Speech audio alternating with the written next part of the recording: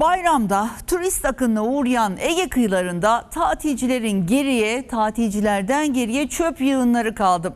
Sürekli uyarılar yapılıyor hem çöp yığınları için hem de o mangal yakmayın diye, ateş yakılmasın, ormanlar yanmasın diye, ama o uyarılar nerede kalıyor? Hemen sahaya dönelim ve haberci arkadaşım Birgül Yazıcı bizimle birlikte.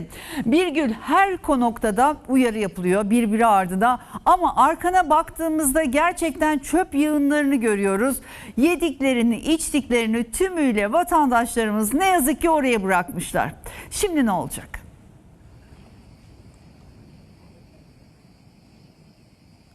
Önce bulunduğumuz noktadan bahsetmek istiyorum. Muğla'nın Marmaris ilçesine bağlı cennet noktalarından birinde, Cennet Adası'nın hemen önündeyiz.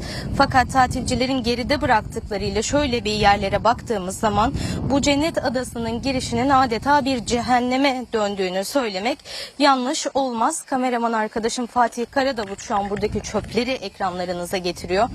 Belki bir parçasının koptuğu ya da kaybolduğunu düşündüğüm bir terliğin parçasını burada görebiliyoruz. Bu terliğin yanı sıra birkaç tek daha terlik bulunduğumuz noktada. Hemen yine buraya döndüğümüz zaman silikon kaplarını görebiliyoruz.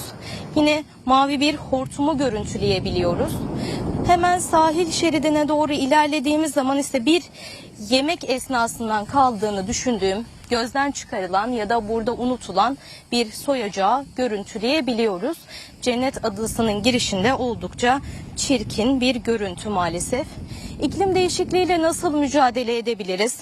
Geride bıraktığımız atıkların karbon ayak izinin azaltılabilmesi için nasıl çalışmalar yapabiliriz diye düşünmemiz gereken şu günlerde hala çöplerimizi çöpe atmalıyız, ormanlarda ateş yakmamalıyız diyebilmek ise oldukça üzücü diyebiliriz. Kameraman arkadaşım şu an bu cennet vatanın ormanlarından bir kesit ekranlarınıza getiriyor. Doğa yürüyüşü yapmak için bu ormanlara doğru gelen kişilerin maalesef içtiği su şişesini dahi ağaçların altına fırlattığına tanıklık edebiliyoruz. Yol boyu geldiğimiz alanda Muğla Belediyesi'ne bağlı ekiplerin ellerine aldığı torbalarla teker teker bu çöpleri toplamak için verdiği mücadeleye şahit olduk. Fakat binlerce insanın bıraktığı bu çöplerin teker teker toplanması da ne kadar kısa sürede tamamlanacak bilemiyoruz. Orman yangınlarıyla mücadeleden söz ediyoruz, fakat burada gördüğüm yaklaşık 8. ya da 9. çakmak olduğunu söyleyebilirim. Günlerce orman yangınları yüzünden ciğerlerimiz yandı.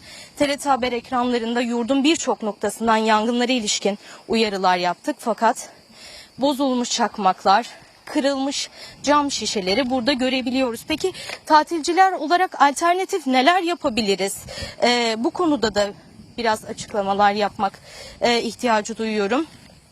Tek kullanımlık plastik şişelerin ya da pipetlerin yerine termoslar, mikalar, yani çok kullanımlık ürünleri tercih etmek daha doğru olabilir. Sonuçta bulunduğumuz bu noktaya tekrar yine bizler döneceğiz.